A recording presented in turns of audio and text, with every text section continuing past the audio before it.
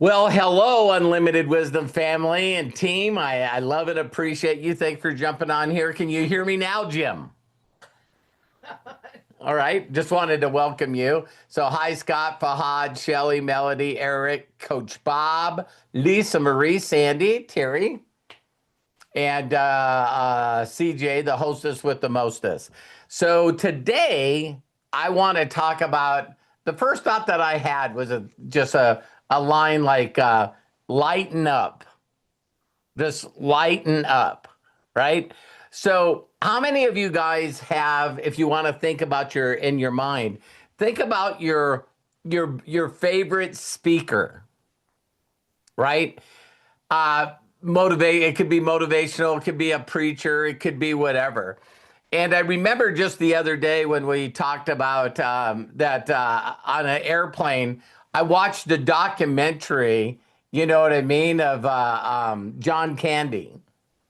And, I brought that up and then I got to thinking, when people talk about certain individuals, it's like, don't they look at virtually everything in life as being very lighthearted? It's not serious.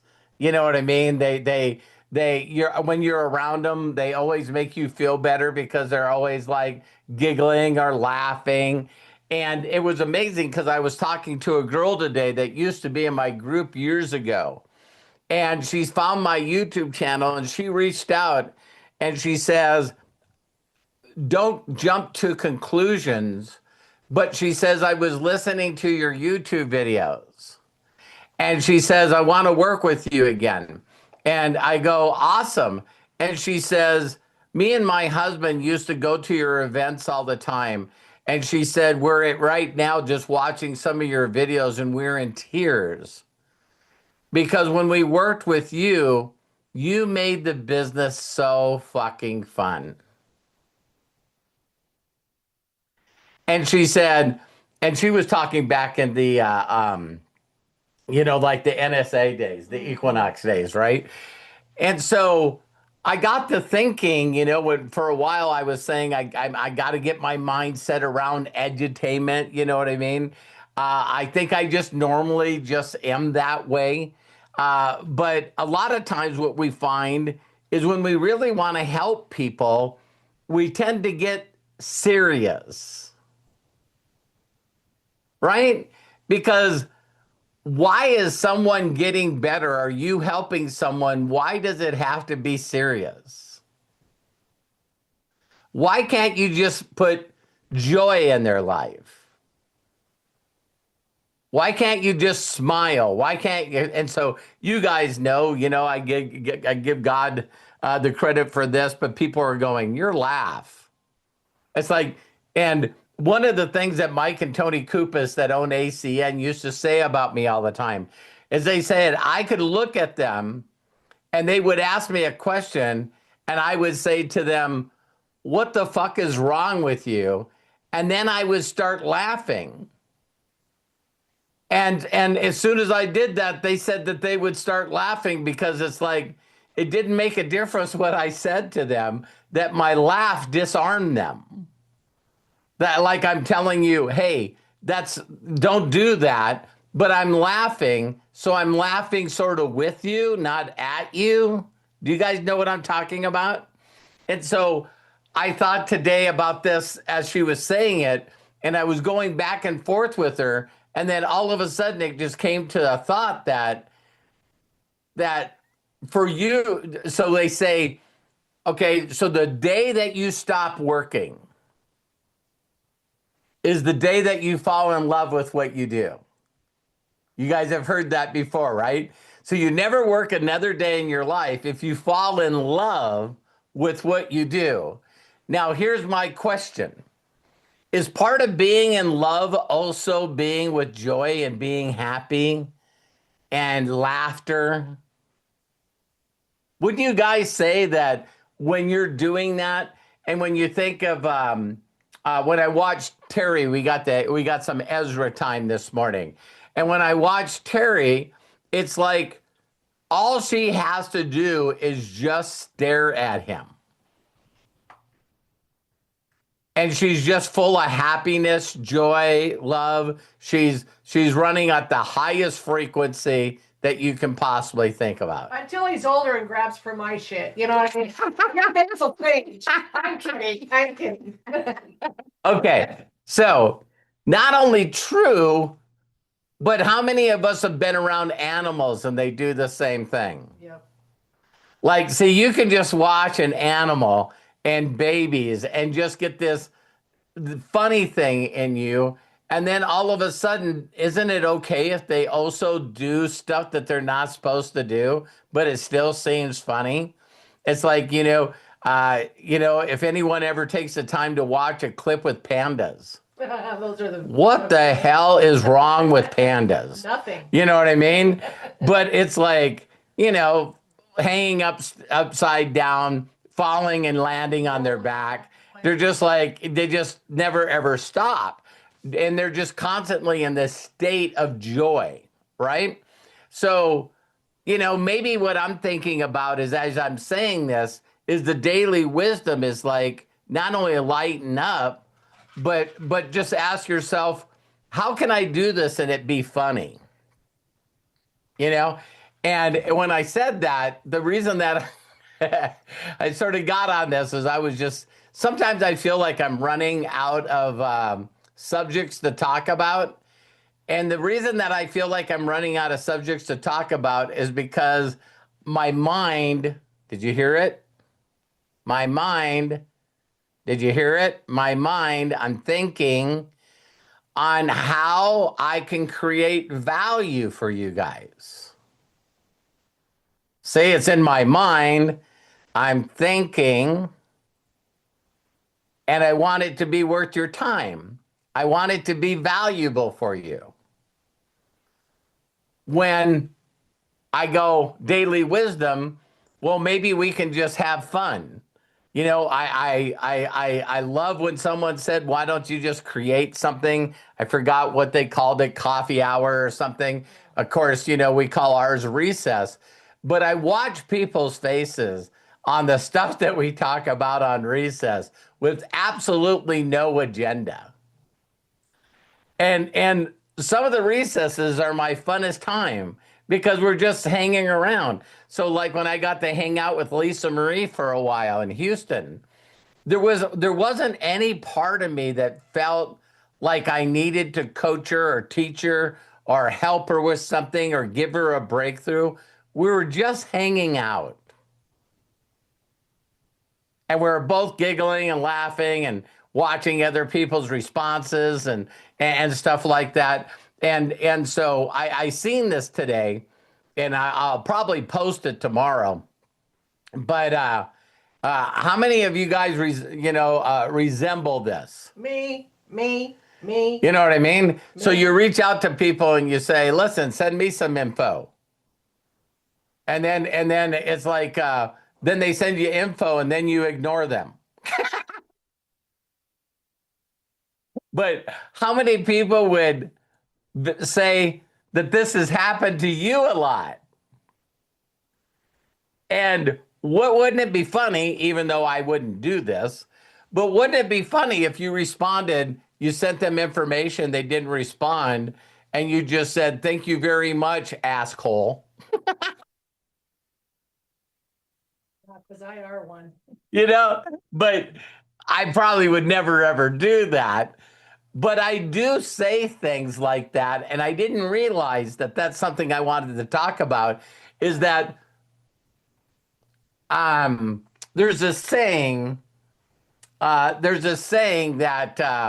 I don't need you guys to laugh at my jokes because I'm too busy laughing at my jokes. You know what I mean? Do you guys know people like that? It's like they'll tell you a funny story and then they're laughing, and then you're like, wow, he laughs harder at his jokes and stories than anybody else that's around.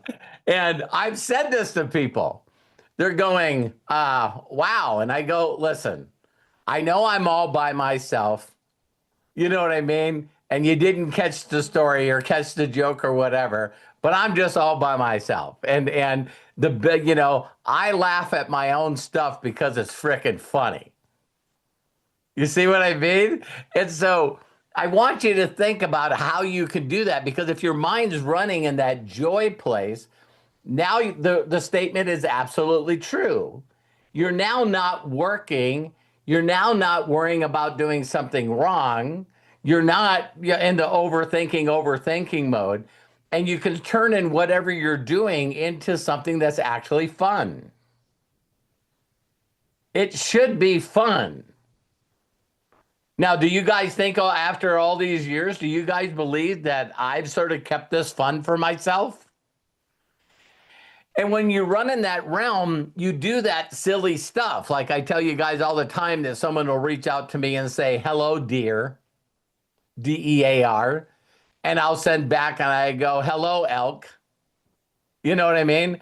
And when me and Craig got on here, we were talking about a lot of times we'll say stuff to people that we know goes over their head. It's like maybe the classic dad joke, or really it's just, you know, but it goes over their head. And even when you get the color cranes out, the coloring book, and try to explain to them, they still don't get it.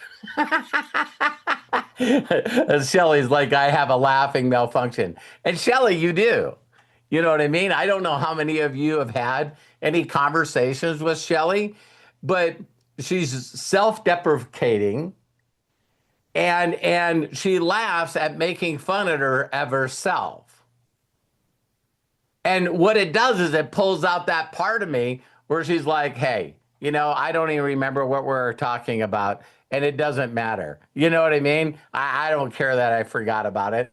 And then she's going, you know, my mind just doesn't remember stuff like that anymore. And then she'll giggle, and it makes me giggle, but then I immediately defend her. You know what I mean? I'm going, nah, I love talking to you. And she'll even say stuff that, like, Shelly will say, you know, um, like something to the effect, like, you know, I sure don't want to waste your time because I'm not doing anything. And I'll go, you're never wasting my time. So I just love Shelly. She's a sweetheart.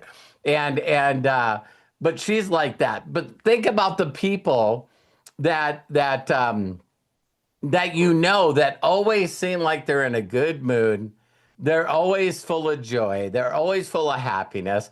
And then ask yourself, you know, how many of you know people that are just they can't stop being serious? You know, I used to tell people all the time the reason that I love being an entrepreneur is because I usually get along with the person that's giving me orders better. You know, it's like I like laughing at myself. I think I just do that. So I wanted to share that in light of just how can you ask yourself. So I asked Terry today, you know what I mean? And my mind popped right away. And I said, what I want to cover is I said, when I get on daily wisdoms, I want them to be fun. I want people to laugh. I want people to want to be on here. And I look at Sarah, thank you for jumping on here. Shelly Scott, I think I said everyone's name. But my whole thought was, how can I make it more entertaining or more just enjoy? It's not like a decision because I think when you say, well, I want to make my conversations entertaining, I believe that throws it into the thought mind again. You know, when you should just be naturally full of joy and naturally happy and lighthearted and doing stuff like that. So I thought that I'd share a story with you guys that I heard, and believe it or not, my mentor in network marketing, Bill Gould, said this joke at the very first opening training that I went to. So I know some of you have heard me say this joke, but I just want you guys to go through the story, right? So this guy, like we all hear, you know, he passes away. And so he's up at the pearly gates. Again, some of you guys just go with the story. I know some of you, I'm joking with Eric right now. Eric's like, that's not the way it says it in the scripture. You know what I mean? That's not joy, Eric. That's not joy. Correction's not joy. But all of a sudden he's standing at the pearly gates, and the person, Paul or whoever, goes, he goes, well, you did everything you needed to do to go through the pearly gates and go to heaven, but you need to sign this contract. And the guy right away goes, what? And he says, well, God gave you free will. You did what you needed to do to go to heaven, but you have to make the decision. And so he looks at the piece of paper, and there's something on the front and the back. And so he flips it over before he signs it, and he's going, so by saying that I want to go to heaven, that means that I basically say I don't want to go to hell? And he's going, yeah. And he goes, how can I make that choice if I don't know anything about it? And Paul goes, wow, we haven't had that question in a long time. And he goes, are you telling me I can go check it out? And he goes, yeah, you absolutely can. And so they walk over, and there's just this elevator shaft sticking up. It's got cobwebs all over it, boards all over it. You know what I mean? He cleans it all out, and they press the button, and the door opens up. And they get in it, and they start going down. And of course, it's going down for a long time. And then when it opens up, there's nothing there but just a giant party. Just, would you say? And me. Hello. Oh, there's Terry. Yeah. Yeah. And it's just like a giant party. And people start walking up to him and going, hey, do you want a drink? And the guy's going, I don't drink much alcohol. And he goes, well, you get the high like when you drink alcohol, but you never get a hangover. And the guy's going, are you serious? Yeah. And he says, okay, I'll take a couple of shots. And all of a sudden, these beautiful women start coming around him. And, they offer him drugs, and, why don't you take a hit of this weed and stuff? And he's like, I'm not worried about that. I don't want to do that. And they go, there's no effect here. Zero effect. You get all the positives, none of the negatives. And he's like, okay. And so other girls are making him propositions and stuff, and they're dancing and doing all kinds of stuff. And he's going, yeah, everything here is just awesome, da-da-da-da-da-da-da. And so he pulls on him, Paul pulls on his shoulder, and he says, now you need to make a decision. So let's go back up. They go all the way up, and he goes up there, and he's about ready to sign the paper, and he says, I know this sounds awful, but that's really my tribe down there. If there's no negative to the drugs and having sex with multiple women, and there's nothing wrong with, I want to go down there. And he goes, okay. So he signs a paper. They get in the elevator, go all the way down. And when the doors open up, Paul just pushes him out, and he's just and is up to his knees and burning coals. And all of a sudden, Satan comes around and slaps him in the side of the head and hands him a shovel and says, start shoveling. And everyone's screaming and, agony and all this awful stuff. And Paul's like, the doors are starting to shut. And he goes, I don't understand. I don't understand. When I was down here, they had all this stuff that was awesome, and it was all good and da-da-da-da-da. It wasn't any of this. And Paul said, oh, you were down here during the opportunity presentation.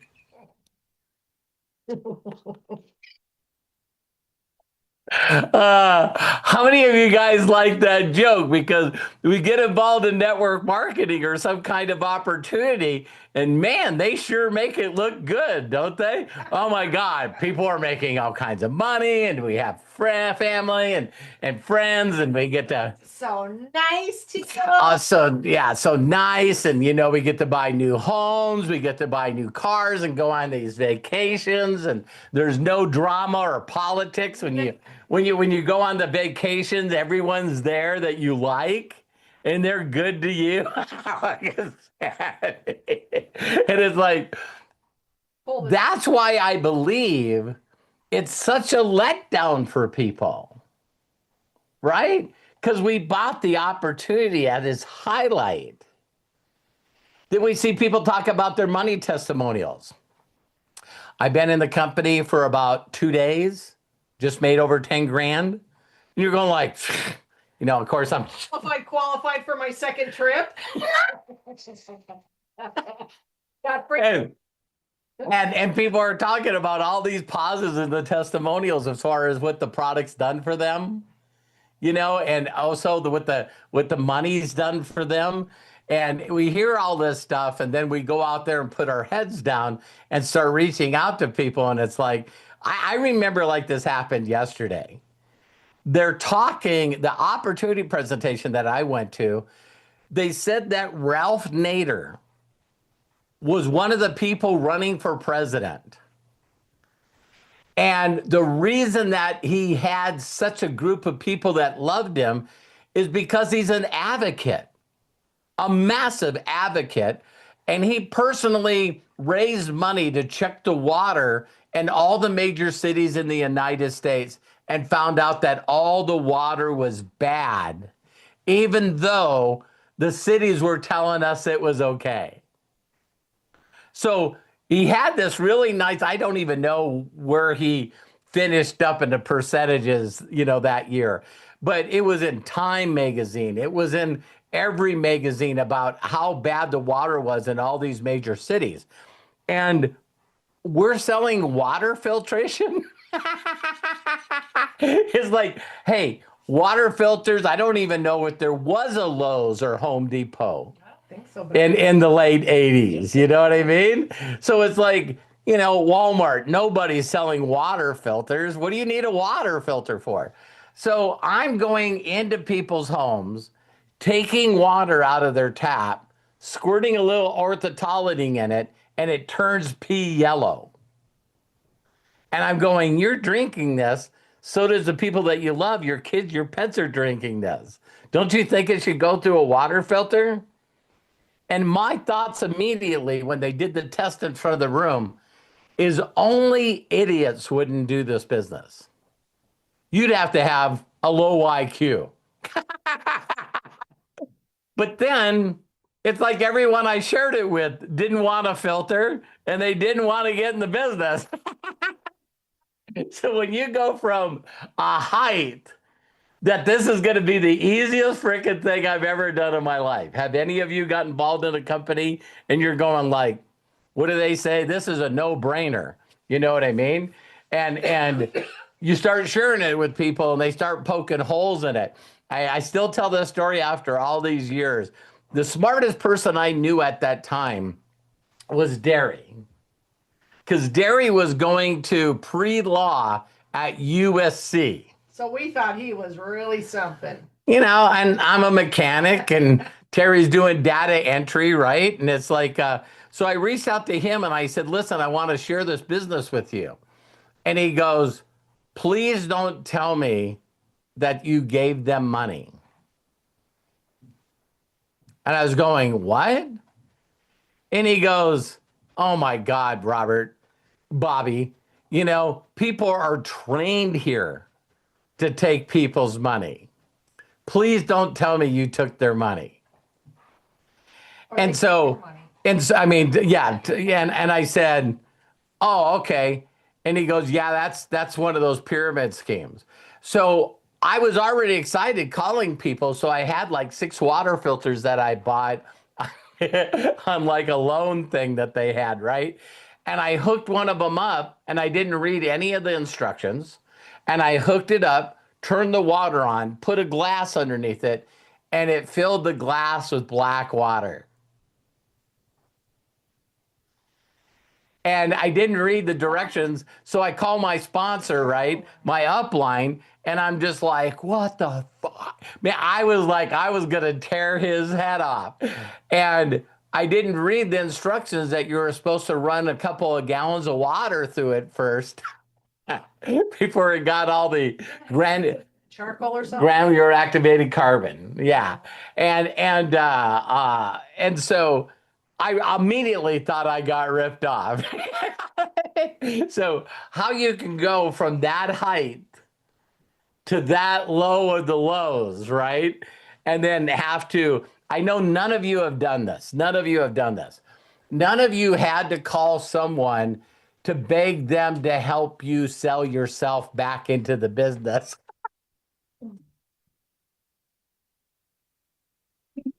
It's like, I don't think I've ever said that ever in my life. You know, I don't think I've ever said that in my life where you have this moment where you have to reach out to somebody and you're like, you don't say these words, but you say, can you get me back excited again? Because I'm about out. I'm like about out. But That must be why Immunical does meetings all the time. yeah, maybe that's why they have live meetings all the time. It's like you gotta go Keep people engaged. you gotta go back to something and get re-excited because the adrenaline wore off. The thought that just was downloaded to me, it's like you don't know why you're sitting in the corner of a boxing match and you got knocked out and you don't remember anything, and someone's waking you up with some smelling salts and you're like, fuck, what's happening? What happened? Don't worry about it. You're about ready to go out there and get your ass kicked some more. It's like, shake it off. Let me throw some water in your face. Get back out there and contact people. So I hope you guys enjoyed this. I just wanted to, just have some entertainment in it, because if we all laugh, and when my mentor got done telling that story at the beginning of my first training, I understood how important it was, because he was setting me up to let me know that I'm about ready to go out there and someone's going to try to sweep my legs out from underneath me, that someone was going to be a dream stiller, that someone was going to, go out there and tell me my imagination and my dreams of being successful and helping people was just a, stupid idea. And so, it's funny because when Derry did that to me, I didn't think of that story. But maybe that could be like a cool little reminder. It's like, hey, listen. So you guys, the other thing he would say all the time is he would say, believe it or not, my mentor was pretty entertaining. Yeah, he was very charismatic. He's very entertaining and the stuff. So when he was talking about dream stillers, he's going, listen, don't be worried about them. Don't be scared. There's only like 5. He said there's these 5 people that are not only just assholes, they're super negative, and they're just professional dream stillers. And he goes, there's only 5, but holy shit, do they get around? So that was one of those things in my mind. If I can dodge a couple of them, that I'm gonna be okay. And that would probably be another thought about you become who you hang around, right? So again, if you can hang around people, because that's where all my thoughts about objections came from. If a person's gonna say something negative to you, and you can tell that it's coming from not a good place, then you don't need to say something negative back, but you need to find a way to make sure that they stop doing that. So when people would say, I'd say, so what do you like most about what you've seen? See, we never ask them, do you see an opportunity here? No. What do you like most about what you just seen? And your skills got to be different in live events where you're asking people for $5,000. I definitely had a different skill set back then. And if they said, well, I think this is a pyramid, or I think this is illegal, they never ever did objections like that just with me and them. They always are trying to take attention away and be the person that was the know-it-all, right? And it was always in a group of people. So that's when I would turn around and go, well, are you the kind of person that if you've seen somebody beating up somebody, like say a guy beating up on a girl, would you be the kind of person that would try to intervene or at least call the cops? Or are you the kind of person that just sits around and watches bad things happen to people? Now, you know what they always say, even if it was the other way. They go, no, no, no, I definitely would be the person that would do something. And I would say, well, let's make a phone call to the police because if this is illegal, you can't allow this to go on. So let's call 911, get some police officers down here so they can investigate to make sure this isn't illegal. And the reason I want that done is I sure don't want to do anything bad to people. So then I get to find out. And they would go, well, I don't want to call the cops. And I'd go, why? Because you also know it's against the law to make false reports. And always there would be people around me that were like, yeah, Robert, way to go. And so, excuse me. So I hope that helped you guys. I just wanted to, I will consistently challenge myself to make things that are happening with us fun. Here's a joke that I'll leave you guys with. If I make them really, really fun, then maybe you guys would really invite people to them.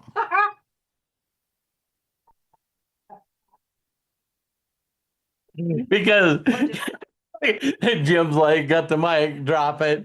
So you're like, hey, listen, this is not going to be so serious. He's not going to beat you up. He's not going to try to train you something. It's like, let's just make them fun. And one more thing is Terry and I don't know if you guys, some of you won't watch it because of, cussing or whatever. But Terry and I are watching Kevin Hart, funny AF. As fuck.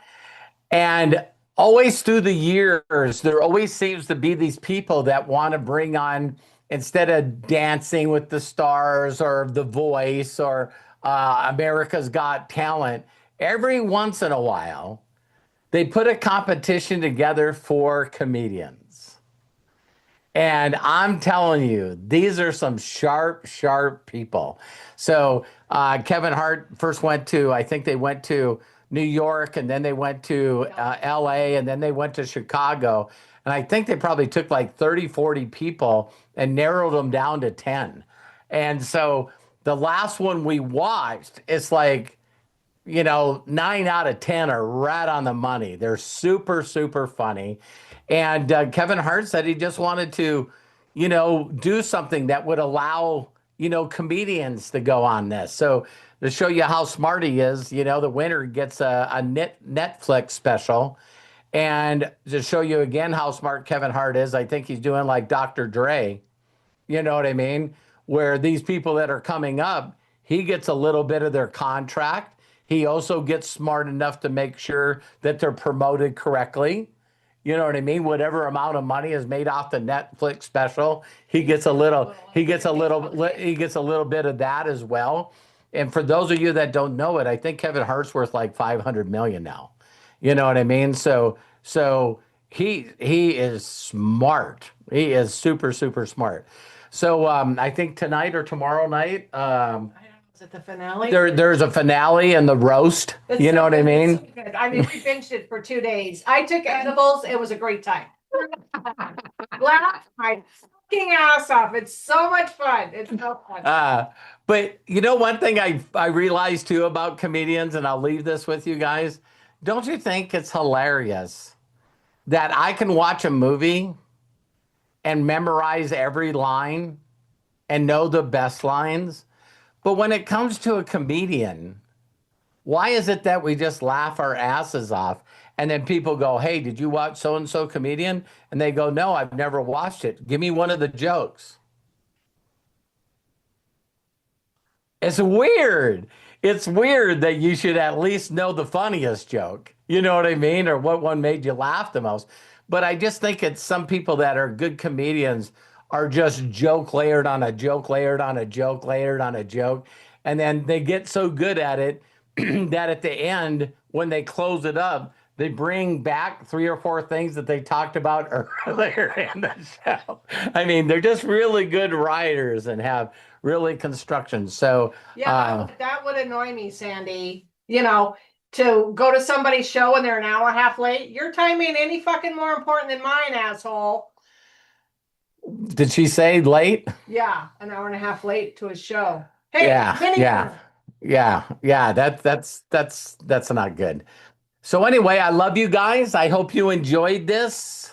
I hope you enjoyed this. Have a great day. And thank you, Sarah, Scott, Shelly, Fahad, Melody, Eric, Lisa Marie, Deborah, Coach Bob, Jim, Sandy, my lovely wife Terry, and CJ, the hostess with the mostest. I love you guys. See you tomorrow. Bye, everybody. Have a good day.